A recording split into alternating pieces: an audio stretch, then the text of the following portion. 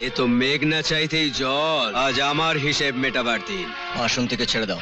কর্ণ, তুই কিন্তু ভুলে যাস না, তুই বাঘের গুহায় ঢুকে পড়েছিস। কুত্তা কখনো বাঘ হয় না।